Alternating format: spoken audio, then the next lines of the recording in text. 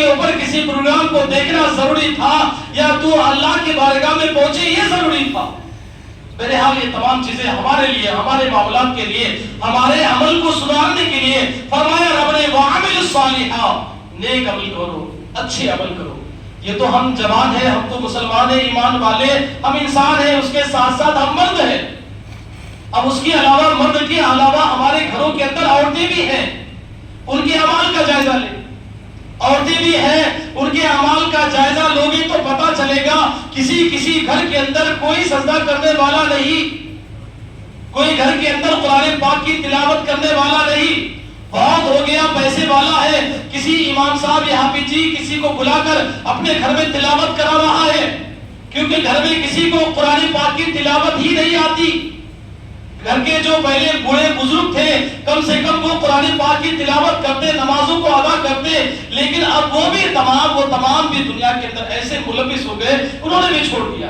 اللہ ماشاءاللہ بہت سارے گھروں کے اندر ہو گئے بھی، لیکن کئی گھروں کا ہم نے جائزہ لیا، جن گھروں کے اندر ایک جگہ پر میں گیا، جانے کے بعد پوچھا کہ قرآن پاک کی ضرورت پڑی تو پوچھا کہ قرآن پاک ہے؟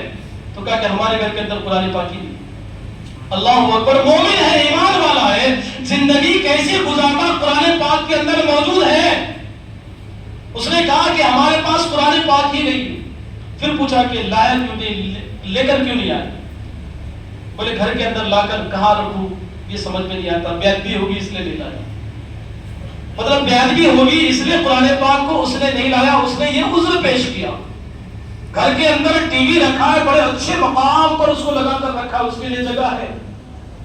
گھر کے اندر اور بھی ساری چیزیں ہیں جو شو شائننگ کی ہے، اس کے لیے تیرے گھر میں جگہ ہے، اور مقدس قرآن پاک کو رکھنے کی بندے کے پاس جگہ نہیں۔ اللہ اکبر، ایسے ہمارے معاملات ہیں، ان سے بچنا چاہیے۔ بہرحال میں عرض کر رہا تھا کہ ہمارے گھروں کے اندر جو ہماری ماں اور بہنیں ہیں، اگر وہ میری باتیں سن رہے تو بڑے غور سے سنیں، اس لیے کہ ماں اور بہنیں آج کردار میں بہت کم ہوتے ہوئے نظر آ رہے ہیں، ان کے اچھے اعمال بہت کم ہوتے ہوئے نظر آ رہے ہیں، اور ان کی وجہ سے نقصان یہ کہ ہمارے جوان بھی اسی طریقے سے بھٹکتے ہوئے نظر آتے ہیں۔ اگر کوئی عورت اپنے گھر کے اندر اپنے شوہر کو، اپنے بچوں کو اگر فجر کی نماز کے لیے اٹھاتی تو پوری کی پوری مسجد جس طریقے سے جمعہ کے اندر بھر جاتی، اسی طریقے سے مکمل طور پر فجر کے نماز میں بھی حاضر رہتے، لیکن سب کے سب بے خوف ہو کر سو رہے ہیں۔ یہاں تک کہ معاملہ یہ کہ بندہ اپنی مرضی ایسی چلا رہا ہے کہ میں آج رات میں جاگوں گا، کل صبح میں 12 بجے، 1 بجے، 1:30 بجے، 2 بجے، 4 بجے اٹھوں گا کل، اسی طریقے سے معاملات۔ ایسے ہی ہم گھر کے اندر سب کے سب سوئے ہیں، کہیں ایسا نہ ہو کہ اسی وقت موت آ جائے تو سب ویسے سو جائے۔